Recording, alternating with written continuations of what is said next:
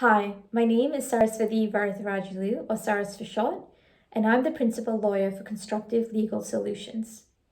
The collapse of Probuild and its associated companies, as well as more recently Contractors, they've all become victims of the pandemic, and there will definitely be a ripple effect across this closely connected construction industry. Probuild alone owes its 786 employees across Australia nearly $14 million. But with 2,300 creditors lodging claims so far, the value of its overall liability is still unknown at this stage. Company employees will be hit first, followed by secured creditors, unsecured creditors, including mid-sized subcontractors, consultants, and suppliers. So what are some of the risks to subcontractors? The immediate cessation of work on Probuild sites could often lead subcontractors to have a cash flow issue, meaning you did not receive payment for past invoices, or you're not going to have payment for potential future works that you are meant to be doing. If it's not managed well, this can lead to insolvency and is something for directors to take seriously because they have some responsibility in this. They need to understand the risks and the consequences of not complying with their duty, because if a director is found to have breached any of their duties, they might be sued personally by the company through the liquidator or creditors or ASIC itself. So how do you mitigate some of these risks? If a view is formed that the company is insolvent, you need to take very simple and straightforward strategies to consider how you address the issue. One such strategy is voluntary administration and the deed of company arrangement or DOCA process.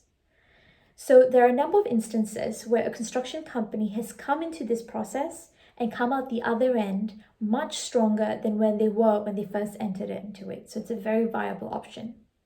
The next option to consider is the small business restructuring process, or the SBRP. If a company's liabilities are less than $1 million, then this option exists to them.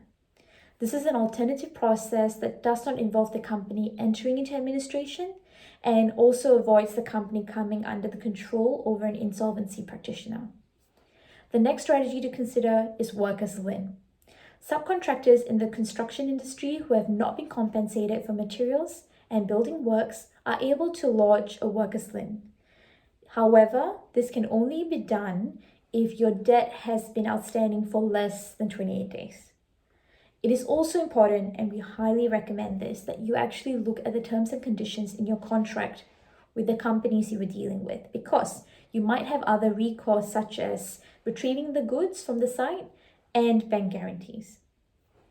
Now, one other thing you do need to consider, which is very important, is to find out whether you're a secured or unsecured creditor if you don't already know. A secured creditor holds a security interest, such as a mortgage in some or all of the company's assets to secure debt owned by the company. And secured creditors take preference over unsecured creditors.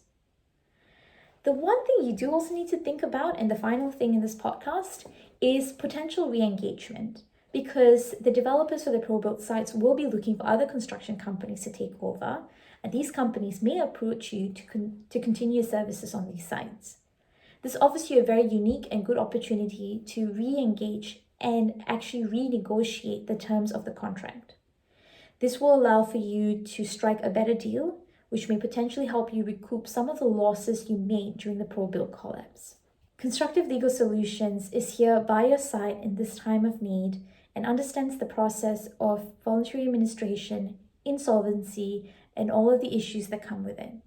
So if you require assistance in such a scenario or want to understand the comprehensive range of business solutions, do call us on 1300-445-687 or visit our website businesssolutionshub.com.au.